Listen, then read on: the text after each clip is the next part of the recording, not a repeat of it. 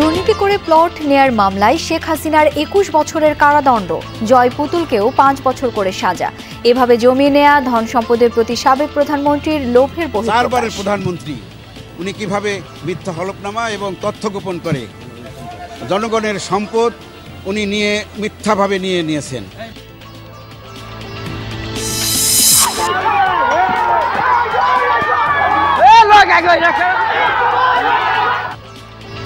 ঝিনাইদহে আধিপত্য বিস্তার নিয়ে দুপক্ষের সংঘর্ষ, বাড়িঘর ভাঙচুর, গাজীপুরে পরীক্ষার হলে বসা নিয়ে ছুরিকাঘাতে আহত মাদ্রাসার ৫ শিক্ষার্থী।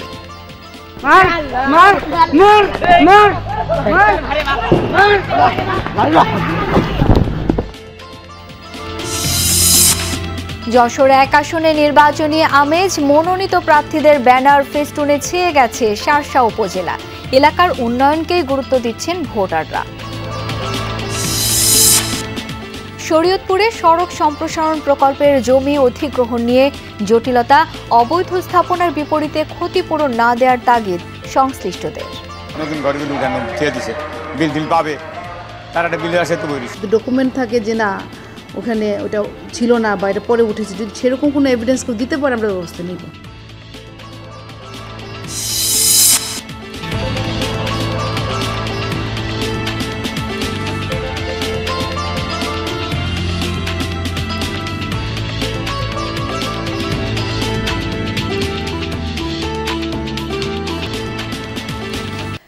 ক্ষমতার সর্বোচ্চ পদে থেকে সরকারি সম্পত্তি নিজের নামে নিয়ে রাষ্ট্রের সাথে বিশ্বাসঘাতকতা করেছেন সাবেক প্রধানমন্ত্রী শেখ হাসিনা, যা দুঃখজনক। প্লট দুর্নীতির মামলার রায়ের পর্যবেক্ষণে একথা বলেন আদালত বলেন, ক্ষমতার অপব্যবহার করে জালিয়াতির মাধ্যমে এই ৩ প্লট বরাদ্দ নিয়েছিলেন তারা, যা বরাদ্দ পাওয়ার কথা ছিল জনসাধারণের। ক্ষমতাচ্যুত হবার ঠিক ২ বছর আগে ২০২২ সালের ৩ আগস্ট সাবেক প্রধানমন্ত্রী শেখ হাসিনা নিজের নামে বরাদ্দ নিয়েছিলেন পূর্বাঞ্চলের কূটনৈতিক জোনের ১০ কাঠার প্লট। ২৮ দিনের মাথায় একই জোনে প্লট বরাদ্দ পান তার ছেলে সজীব ওয়াজেদ জয়। তিনি তখন মা শেখ হাসিনার আইসিটি বিষয়ক উপদেষ্টা। আর সাইমা ওয়াজেদ পুতুল প্লট পান জয়ের আরও ১১ দিন পরে। ক্ষমতার সর্বোচ্চ পদে থেকে অনিয়মের মাধ্যমে এসব প্লট বরাদ্দ নেয়ার ৩ মামলায় শেখ হাসিনা, জয় এবং পুতুলের বিভিন্ন মেয়াদে সাজার রায় দেন ঢাকার বিশেষ জজ আদালত। রায় ঘোষণার সময় প্রধানমন্ত্রীর পদে থেকে এমন জালিয়াতির ঘটনায় বিস্ময় প্রকাশ করেন বিচারক। একজন দেশের প্রধানমন্ত্রী যে তথ্য গোপন করতে পারে, মিথ্যা হলফনামা দিতে পারে, এটা তার কাছে বিশ্বাসযোগ্য হয় নাই। সে অবাক হয়ে গেছে যে একটা দেশের প্রধানমন্ত্রী কিভাবে, চারবারের প্রধানমন্ত্রী উনি কিভাবে মিথ্যা হলফনামা এবং তথ্য গোপন করে জনগণের সম্পদ উনি মিথ্যাভাবে নিয়েছেন। রায়ের পর্যবেক্ষণে বলা হয়, সম্পত্তির প্রতি লোভ থেকেই শেখ হাসিনা ও তার পরিবারের সদস্যরা একের পর এক প্লট বরাদ্দ নেন। নিয়ম বহির্ভূতভাবে সহায়তা করেন রাজুক কর্মকর্তারা। এই যে আপনি জনসাধারণের সম্পত্তির উপর রাষ্ট্রের সর্বোচ্চ পর্যায়ের ব্যক্তি হয়েও ওনারা যে আপনার একটা গ্রিডি আয় তাকিয়ে যে আপনারা যে এটা যে আত্মসাৎ করার জন্য বা অবৈধ উপায়ে দুর্নীতির মাধ্যমে ওনারা এটা গ্রহণ করার চেষ্টা করেছেন, সেটাকে উনি অত্যন্ত আশ্চর্য হয়েছেন এবং এটাকে ডিসকারেজ করেছেন। অবৈধভাবে প্লট বরাদ্দে সহায়তার দায়ে ১ থেকে ৩ বছর করে সাজা দেয়া হয়েছে রাজুক কর্মকর্তাদের। আদালত বলেছেন, ভবিষ্যতে কোনো সরকারি কর্মকর্তা যেন এমন অন্যায় করতে না পারে, এই রায় তার বার্তা। এবং দুর্নীতি যাতে বন্ধ হয়, যে জন্য যারা দুর্নীতির খবর দিবেন আদালত বলেছে তাদেরকে পুরস্কৃত করতে, এবং এই যে রাজুকের প্লট বরাদ্দ যাতে রাষ্ট্রীয় ক্ষমতা ব্যবহার না করে কেউ না নিতে পারে, দুর্নীতি করতে না পারে, সেই জন্য সে পর্যবেক্ষণ দিয়েছে যে এটা ওপেন লটারি হবে, সেই লটারিটা এবং সবাই যাতে দেখে। ক্ষমতাচ্যুত হওয়ার পর শেখ হাসিনার বিরুদ্ধে এটি প্রথম দুর্নীতির মামলার রায়। প্লট বরাদ্দে দুর্নীতির অভিযোগে বোন শেখ রাহেনা এবং তার পরিবারের সদস্যদের বিরুদ্ধেও ৩টি মামলার রায়ের দিন ধার্য করা হয়েছে ১ ডিসেম্বর। এই ৩ মামলাতেও আসামি শেখ হাসিনা। আরিফুর রহমান সবুজ, যমুনা নিউজ, ঢাকা। প্লট দুর্নীতির পৃথক ৩ মামলায় শেখ হাসিনাকে ২১ বছরের কারাদণ্ড দিয়েছেন আদালত। একই সঙ্গে পুত্র সজীব ওয়াজেদ জয় ও কন্যা সাইমা ওয়াজেদ পুতুলকেও দেয়া হয়েছে ৫ বছর করে সাজা। জালিয়াতি করে প্লট পেতে শেখ হাসিনাকে যারা সহযোগিতা করেছেন সেই ১৭ জন রাজুক ও গণপূর্ত মন্ত্রণালয়ের কর্মকর্তারও বিভিন্ন মেয়াদে সাজা হয়েছে। রায় ঘোষণার পর দুদক আইনজীবীরা বলেছেন, শেখ হাসিনার ২১ বছরের দণ্ডাদেশে সন্তুষ্ট নন তারা। সাধারণ কিংবা বিশেষ, রাজুকের নিয়ম মানার পরও তদবির ছাড়া প্লট পেতে ব্যাগ পোহাতে হয় যে কাউকে। সেখানে পূর্বাঞ্চলের অতি মূল্যবান রাজুকের ৩টি প্লট অতি গোপনে ক্ষমতার অপব্যবহার করে বাগিয়ে নেন শেখ হাসিনা ও তার পরিবার। শেখ হাসিনার প্লট দুর্নীতির অভিযোগ আদালতে গড়ায় এমন একটি সময়ে যখন অভ্যুত্থানের মুখে পালিয়ে তিনি অবস্থান নেন ভারতে। আর ৮ মাসের বিচার কার্য শেষে শেখ হাসিনার সেই প্লট দুর্নীতির মামলার রায় ঘোষণা হয় ঢাকার বিশেষ জজ আদালত ৫-এ। রায়ের আগে অভিযোগগুলো পড়ে শোনান বিচারক। শুরুতেই শেখ হাসিনার প্লট দুর্নীতির অভিযোগ প্রমাণিত হয়েছে বলে জানান, ব্যাখ্যাও তুলে ধরা হয়। আদালত বলেন, সাধারণ কিংবা বিশেষ প্লট বরাদ্দ পেতে আবেদনকারীকে অবশ্যই আইনজীবীদের মাধ্যমে নোটারি করে হলফনামা দিতে হয়। কিন্তু সংবিধানের রক্ষক হয়েও স্বাভাবিক প্রক্রিয়ায় আবেদন করেনি শেখ হাসিনা। রাজুকের বিধিনিষেধ অমান্য করেই জালিয়াতির মাধ্যমে হলফনামা দাখিল করেন নির্দিষ্ট সময়সীমার শেষ মুহূর্তে, তাও জাল হলফনামা। রাজুক ও গণপূর্তের কর্মকর্তারা সব জেনেও নিশ্চুপ ছিলেন বলে জানিয়েছেন আদালত। পরে দুদকের করা প্লট দুর্নীতির আলাদা ৩ মামলায় শেখ হাসিনার বিরুদ্ধে প্রতারণা ও অসৎভাবে সম্পত্তি অর্জন প্রমাণিত হয়েছে বলে জানান আদালত। সেই অভিযোগে তার ৭ বছর করে ২১ বছরের কারাদণ্ড দেন আদালত। পাশাপাশি ৩ লাখ টাকার অর্থদণ্ড করেন। ৩টি মামলায় ২১ জন আসামির বিভিন্ন মেয়াদে সাজা হয়েছে। যারা এই 3টি মামলায় কমন আসামি আছেন তাদের সাজা ওইভাবেই ক্রমান্বয়ে, যার প্রথম মামলায় সাজা যদি ৩ বছর হয়ে থাকে পরবর্তী 2 মামলা 3 বছর ধারাবাহিকভাবে খাটবে, একত্রে না। একই মামলায় শেখ হাসিনা পুত্র জয় ও কন্যা পুতুলকে ৫ বছরের কারাদণ্ড দিয়েছেন আদালত। এই রায় আমাদের প্রত্যাশিত অনুসারে হয় নাই। আমরা পরবর্তীতে আমাদের দুর্নীতি দমন কমিশনের সাথে আলাপ করে আমরা পরবর্তী সিদ্ধান্ত জানাবো। এছাড়া পূর্বাচলে মূল্যবান 3টি প্লট পেতে গণপূর্ত ও রাজুকের কর্মকর্তা যারা শেখ হাসিনাকে প্রত্যক্ষ সহযোগিতা করেছেন তাদেরও সাজা দেওয়া হয়েছে। সাবেক গণপূর্ত প্রতিমন্ত্রী শরীফ আহমেদ, সচিব শহীদুল্লাহ খন্দকার ও কাজী ওয়াসি উদ্দিনকে দেয়া হয়েছে 18 বছরের কারাদণ্ড। রাজুকের সাবেক চেয়ারম্যান আনিসুর রহমান মিয়াকে 15 বছরের কারাদণ্ড দেওয়া হয়। মামলায় গ্রেফতার একমাত্র আসামি খুরশিদ আলমের সাজা হয়েছে 3 বছর। রাজুক ও গণপূর্তের আরও 12 কর্মকর্তার বিভিন্ন মেয়াদে সাজা হয়। অভিযোগ প্রমাণিত না হয় খালাস পেয়েছেন গণপূর্ত মন্ত্রণালয়ের কর্মকর্তা সাইফুল ইসলাম। মানবতা বিরোধী অপরাধে মৃত্যুদণ্ডে দণ্ডিত হওয়ার পর এবার প্লট দুর্নীতির মামলায় দণ্ডিত হলেন সাবেক প্রধানমন্ত্রী শেখ হাসিনা। আদালত এই মামলার পর্যবেক্ষণে বলেছেন, নির্বাহী আদেশের সর্বোচ্চ আসনে থেকে এভাবে প্লট নেওয়া জাতির সঙ্গে প্রতারণা। দুদক আইনজীবীরা বলছেন, শেখ হাসিনার এই দণ্ডাদেশে সন্তুষ্ট নন তারা, রায়ের বিরুদ্ধে আপিলেও যেতে পারেন। রাব্বি হোসেন, যমুনা নিউজ, ঢাকা।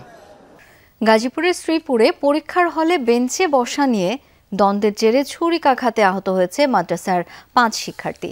বেলা 12টার দিকে শ্রীপুরের গাড়ারন খলিলিয়া বহুমুখী ফাজিল মাদ্রাসায় এই ঘটনা ঘটে। প্রত্যক্ষদর্শীরা জানায়, মাদ্রাসায় চূড়ান্ত পর্বের পরীক্ষা চলছিল।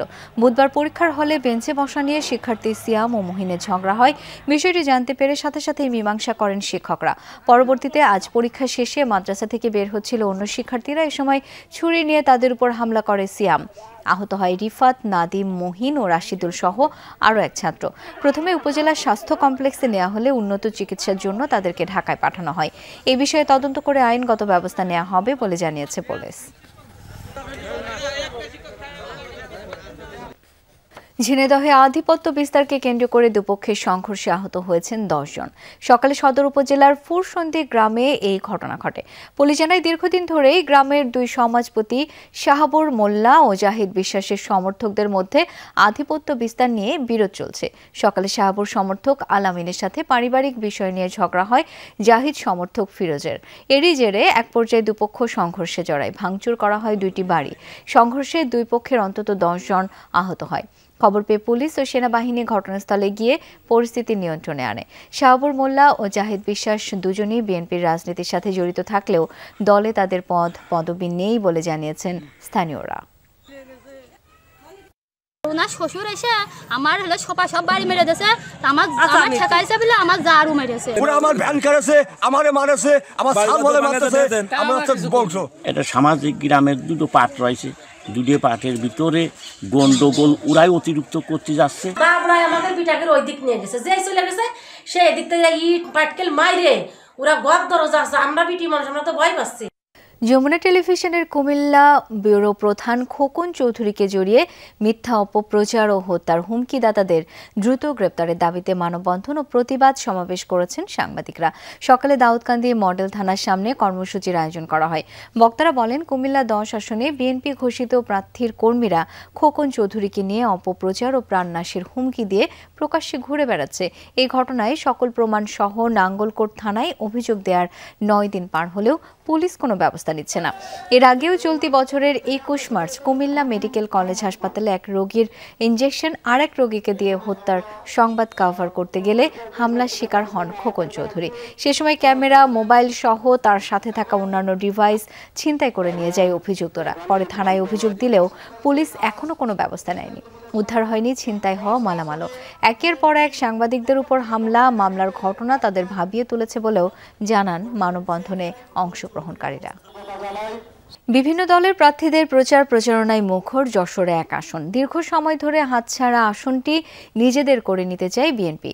সুষ্ঠু নির্বাচন হলে জয়ের আশা করছেন এনসিপির মনোনয়ন প্রত্যাশী। পিছিয়ে নেই জামায়াতও। ভোটাররা চান এমন জনপ্রতিনিধি যার হাত ধরেই ত্বরান্বিত হবে শার্শার উন্নয়ন। শহর থেকে গ্রাম সবখানেই এখন নির্বাচনী আমেজ। গণসংযোগ, লিফলেট বিতরণ ও সভা সমাবেশে দিন কাটছে বিভিন্ন দলের মনোনীত প্রার্থীদের।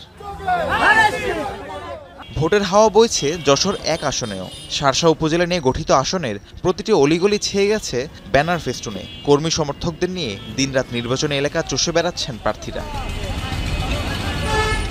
এই আসনে এবার ধানের শীষের প্রার্থী মফিকুল হাসান তৃপ্তি। 1996 সালে যশোর 1 আসন থেকেই জয়লাভ করেছিলেন তিনি। 17 বছর ধরে হাতছাড়া আসনটি আবারও নিজেদের করতে চায় বিএনপি। 26 সালে নির্বাচন হবে, আমরা সেই নির্বাচনে দলের পক্ষ থেকে আমি মনোনীত হয়েছি।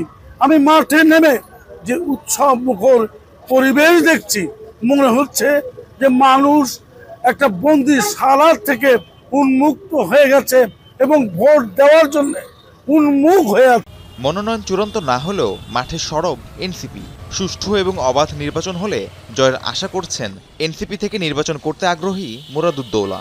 বলছেন 5 আগস্ট পরবর্তী সময়ে মানুষ এখন নতুন মুখ চায়।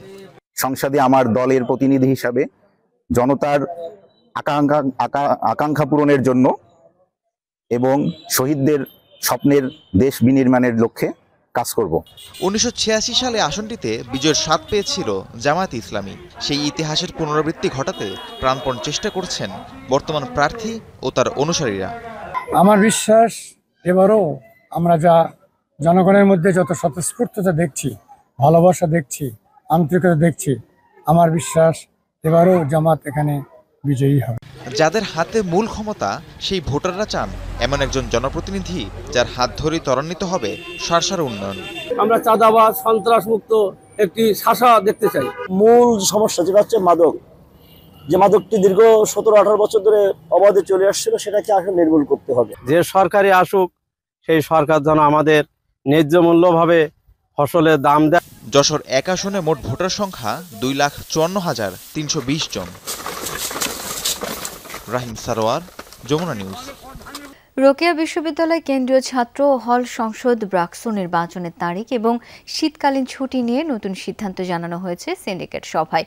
ছাত্র সমন্বয়ক এবং ছাত্র শিবির এতে সাধুবাদ জানালেও প্রত্যাখ্যান করেছে ছাত্রদল। এ নিয়ে ব্রিফিংয়ের সময় ভিসির বিরুদ্ধে ভুয়া স্লোগানও দেয় ছাত্রদলের নেতাকর্মীরা। তাই ব্রাকসো নির্বাচন নিয়ে কাটছে না অনিশ্চয়তা।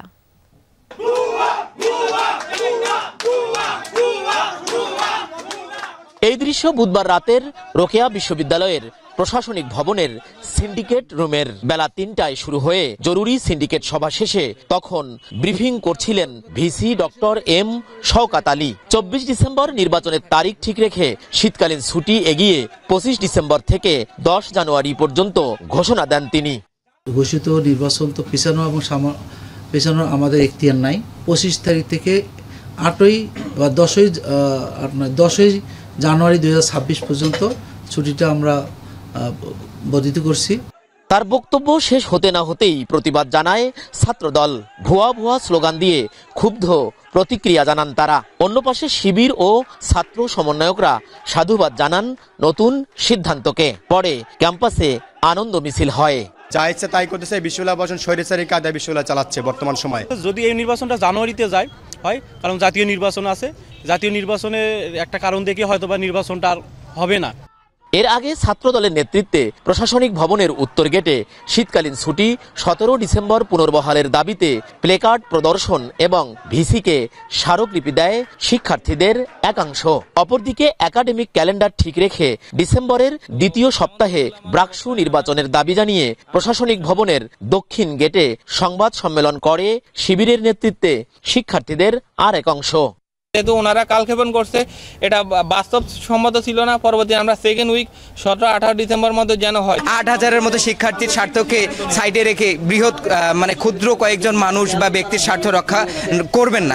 এর আগে গেল 18 নভেম্বর ব্রাকসু নির্বাচনের জন্য 29 ডিসেম্বর তারিখ নির্ধারণ করে তফসিল ঘোষণা করে নির্বাচন কমিশন। 29-12-20-25 সোমবার ভোট গ্রহণ সকাল 9টা হতে বিকেল 4টা। পরবর্তীতে ভোট গ্রহণের তারিখ প্রত্যাখ্যান করে ডিসেম্বরের প্রথম সপ্তাহে নির্বাচনের দাবিতে আন্দোলনে নামেন ছাত্র সমন্বয়ক সহ শিক্ষার্থীরা। 19 নভেম্বর একাডেমিক কমিটির বৈঠকে শীতকালীন ছুটি 17 ডিসেম্বর থেকে 31 ডিসেম্বরের পরিবর্তে 1 মাস পিছিয়ে 17 জানুয়ারি থেকে 31 জানুয়ারি নির্ধারণ করা হয়। কিন্তু ব্রাকসুর তারিখ অপরিবর্তিত থাকায় আন্দোলন অব্যাহত থাকে। পরবর্তীতে 20 নভেম্বর ব্রাকসুর তারিখ 5 দিন এগিয়ে অর্থাৎ 24 ডিসেম্বর নির্ধারণ করে বিশ্ববিদ্যালয় প্রশাসন। এরই মধ্যে প্রধান নির্বাচন কমিশনার পদত্যাগপত্র জমা দিলেও তা গ্রহণ করেনি সিন্ডিকেট। সরকার, মাঝারুল মান্নান, যমুনা নিউজ, রংপুর। খুলনার সোনাডাঙ্গা বাস টার্মিনাল এলাকায় উচ্ছেদ অভিযান চালিয়েছে কেডিএ কেসিসি। সকালে খুলনা উন্নয়ন কর্তৃপক্ষ কেডিএ ও খুলনা সিটি কর্পোরেশন কেসিসির যৌথ উদ্যোগে শুরু হয় অভিযান। এ সময় বাস টার্মিনালের পাশে অবৈধভাবে গড়ে ওঠা দোকানপাট সহ বিভিন্ন বাস কাউন্টার ভেঙে গুঁড়িয়ে দেওয়া হয়।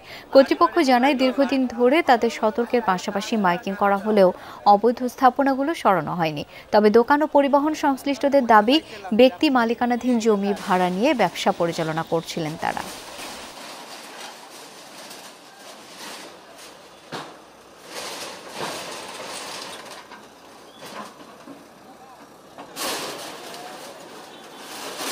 কাউন্টার ভাড়া দেওয়া আছে, সবাই চিঠি দিয়ে দিছি। 3 মাসের আগে তো ছাড়া তো চিঠি দেওয়া যায় না। ল্যাপটপ গুলো ভেঙে গেছে, এতে তো মনে করেন আমরা এমনি মোটর গাড়ির স্টাফরা অনেক ক্ষতিগ্রস্ত আছি। আমাদের কেডিএর জায়গার উপরে যে সমস্ত অবৈধ স্থাপনা মানুষজন গড়ে এতদিন ব্যবসা করছে, আমরা সেই অবৈধ স্থাপনাগুলো উচ্ছেদ করে রাস্তার জন্য উন্মুক্ত করে দিচ্ছি। আর এই সমস্ত সবাই আমরা নিয়ম মোতাবেক মাইকিং করেছি। নির্মাণাধীন শরীয়তপুর ঢাকা 4 লেন সড়ক সম্প্রসারণ প্রকল্পে বেশি ক্ষতিপূরণ পাওয়ার আশায় অধিগ্রহণযোগ্য জমিতে অবৈধ স্থাপনা নির্মাণ করেছে একটি চক্র। তৎকালীন জেলা প্রশাসন এসব স্থাপনা জনস্বার্থ বিরোধী হিসেবে বাতিল করলেও বর্তমান প্রশাসন নতুন করে অবৈধ এসব স্থাপনার বিপরীতে ক্ষতিপূরণ দেওয়ার উদ্যোগ নিয়েছে। সংশ্লিষ্টরা বলছেন, অধিগ্রহণযোগ্য জমিতে অবৈধ এসব স্থাপনার বিল পরিশোধ করা হলে সরকারের কোটি টাকা গচ্চা যাবে। আর প্রশাসন বলছেন, কোনো অভিযোগ থাকলে সেই বিষয়ে খতিয়ে দেখা হবে। শরীয়তপুর থেকে পদ্মা সেতু পর্যন্ত 27 কিলোমিটার সংযোগ সড়ক। যানবাহন চলাচলের সুবিধার্থে 2020 সালে ওই সংযোগ সড়কটি 4 লেনে উন্নয়নের কাজ শুরু করে সড়ক ও জনপথ বিভাগ। তবে জমি অধিগ্রহণ জটিলতায় সড়কের কিছু অংশের কাজ এখনো শুরুই হয়নি। 2023-24 অর্থ বছরে প্রকল্পের অধিগ্রহণযোগ্য জমিতে অবৈধ কিছু স্থাপনাকে জনস্বার্থ বিরোধী হিসেবে তালিকাভুক্ত করে প্রশাসন। সড়ক, জনপথ, গণপূর্ত ও বন বিভাগ সহ প্রশাসনের বিভিন্ন দপ্তরের যৌথ তদন্তে ক্ষতিপূরণ পাওয়ার তালিকা থেকে বেশ কিছু স্থাপনা বাদ দেয় তৎকালীন জেলা প্রশাসন। তবে বর্তমান প্রশাসনের নতুন তালিকায় বাদ পড়া সেসব স্থাপনা পুনরায় অন্তর্ভুক্ত হয়েছে। এমনকি ক্ষতিপূরণের মূল্য নির্ধারণে গণপূর্ত বিভাগেও পাঠানো হয়েছে প্রস্তাব। কয়েক বছর আগে প্রশাসনের ধারণ করা একটি ভিডিওতে এসব জমি খালি ছিল, অথচ সেখানেই এখন টিনের সারি সারি পাকা আধা পাকা ঘর। এটা আমার বাচ্চারা থাকে যে এটা কাছাকাছি টাকা বলে আর কি। এই বর্তমান মহিলাটি এও 3 দিন আইছে, 3 দিন আইয়া দেখছে না এইগুলি ঠিক আছে। আমাদের নতুন হোক, ঘরটা তো আবার প্রয়োজন, অপ্রয়োজন তার কি উঠাইনি। স্থানীয়দের অভিযোগ, বসবাস না করলেও শুধুমাত্র ক্ষতিপূরণ লাভের আশায় এসব ঘর নির্মাণ করা হয়েছে। প্রশাসনের কিছু অসাধু কর্মকর্তা কর্মচারী ও দালাল চক্রের যোগসাজশেই হচ্ছে অনিয়ম। অধিগ্রহণ প্রক্রিয়া বিলম্বিত হয়ে ক্ষতিগ্রস্ত হচ্ছেন প্রকৃত জমির মালিকরা। সাইড দ্বারায় উড়ে নিছে, এরপরে এরা বাদ দিতেছে, উড়াইতেছে, বাদ দিতেছে, উড়াইতেছে। এটা এখন এগো ব্যাপার। আমার কলের কথা একজন বলছিল যে এটা তুমি তো কল না, এটা কল ই করো। আমি না, কলের দরকার নেই, কল তো আমরা আগে উঠাইনি, এখন যদি এটা উঠাই এটা তো টাকাটা হালাল হইব না। যারা তুলছে তাকে স্থানে এটা আর বলতে পারবো ভালো কি জন্য তুলছে, ঠিক আছে। আমরা চাই রাস্তাটা মেরামত হয়ে যাক, যে বলে হোক। নতুন ঘরগুলো উঠানো খেয়ে দিছে, বিল টিল পাবে, তারা একটা বিল আসে তো বইছে। প্রশাসন বলছে ক্ষতিগ্রস্ত ব্যক্তিদের আপত্তিতে ভিডিও দেখে সরজমিনে যাচাই বাছাই করে নতুন এই তালিকা করা হয়েছে। সরজমিন সেখানে যাচাই করে এবং শুনানি গ্রহণ করে বিধি মোতাবেক এই আবেদনগুলো নিষ্পত্তি করা হয়েছে। এর মধ্যে ৩৯ জনের আবেদন মঞ্জুর হয়েছে। আমাদের যেটা মনে হয় রিপোর্ট করেছে, সেই প্রেক্ষিতে আমরা পিডব্লিউডিকে পাঠিয়েছি যে আপনি এখন দেখেন। তো এর মধ্যে যদি কারো কোনো আপত্তি থাকে, যদি ডকুমেন্ট থাকে যে না ওখানে ওটা ছিল না বা এটা পরে উঠেছে, যদি সেরকম কোনো এভিডেন্স কেউ দিতে পারে আমরা ব্যবস্থা নিব। ১,৬৮২ কোটি টাকা ব্যয়ে শরীয়তপুর ঢাকা ৪ লেন সড়ক প্রকল্পটি ২০২০ সালে অনুমোদন দেয় একনেক। সাবরিনা লিজা, যমুনা নিউজ। ভোলায় পৌরসভার গাড়িতে অগ্নিসংযোগ ও কর্মচারীদের উপর হামলার ঘটনায় জড়িতদের গ্রেপ্তারের দাবিতে মানববন্ধন ও মিছিল করেছে জেলা পৌরসভা কর্মচারী সংসদ। সকালে জেলা প্রেস ক্লাবের সামনে মানববন্ধন করেন তারা, পরে বের করা হয় মিছিল। বিভিন্ন সড়ক প্রদক্ষিণ করে মিছিলটি, পরে জেলা প্রশাসক ও পুলিশ সুপার বরাবর স্মারকলিপি প্রদান করেন পৌরসভার কর্মীরা। এ সময় তারা বলেন, ২৫ অক্টোবর পৌরসভার ৩টি ময়লার গাড়িতে অগ্নিসংযোগ করে পৌর কর্মচারীদের মারধরের ঘটনা ঘটে। পরে এই ঘটনায় ভোলা মডেল থানায় ২৪ জনের বিরুদ্ধে মামলা করা হলেও পুলিশ এখনো আসামিদের গ্রেপ্তার করতে পারেনি।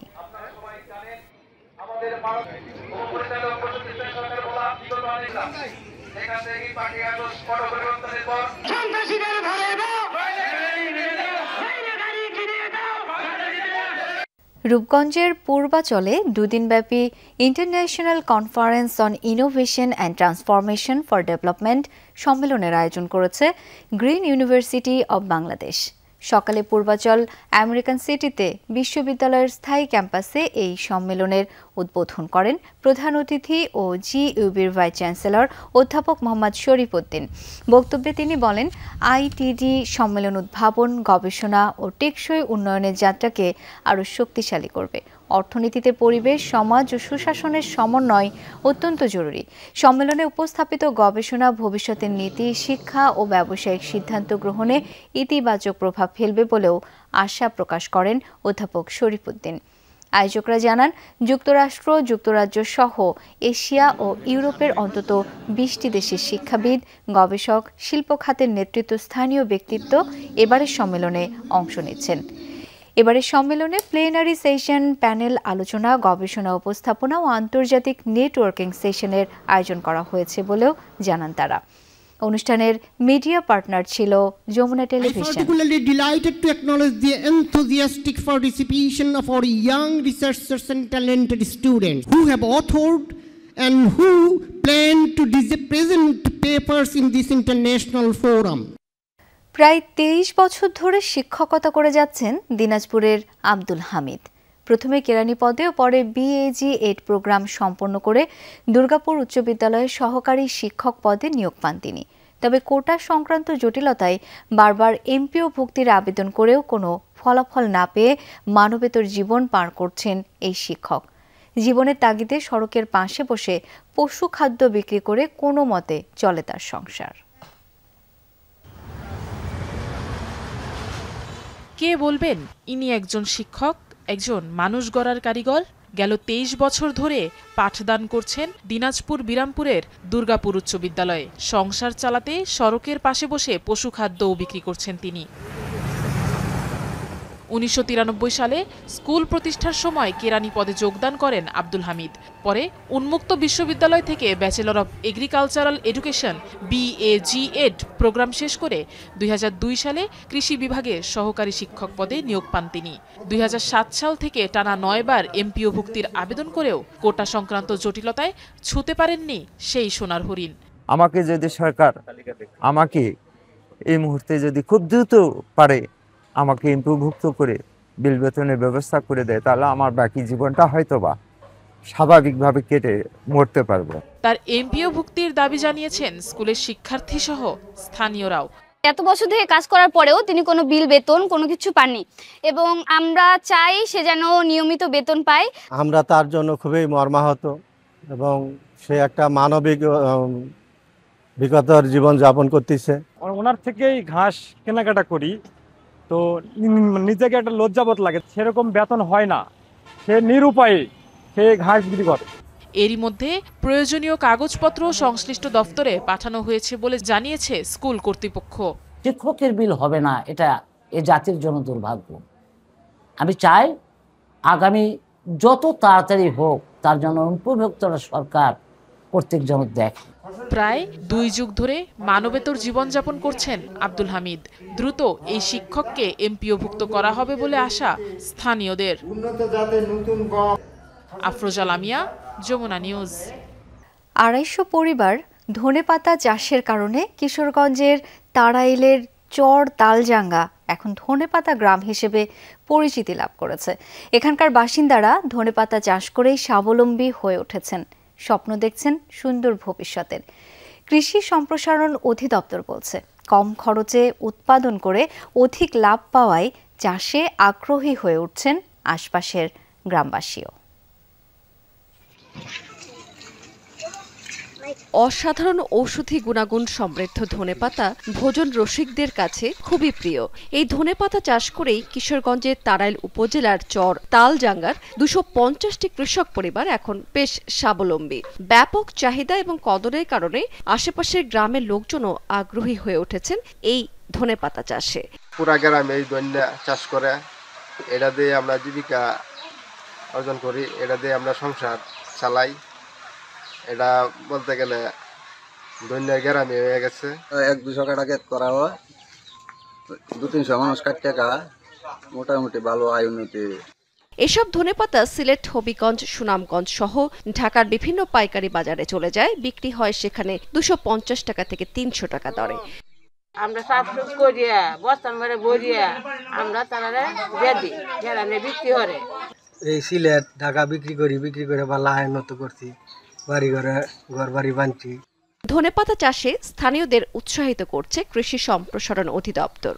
1 বিঘা জমির ধনেপাতা বিক্রি করে কৃষকের আয় হয় প্রায় 1.5 লক্ষ টাকা। সে হিসেবে লাভ হয় প্রায় বিঘা প্রতি 60,000 টাকা। দিন দিন এর আবাদ বৃদ্ধি পাচ্ছে এবং কৃষি বিভাগ এই আবাদ বৃদ্ধির জন্য কাজ করে যাচ্ছে। রাবিয়া স্মৃতি, যমুনা নিউজ।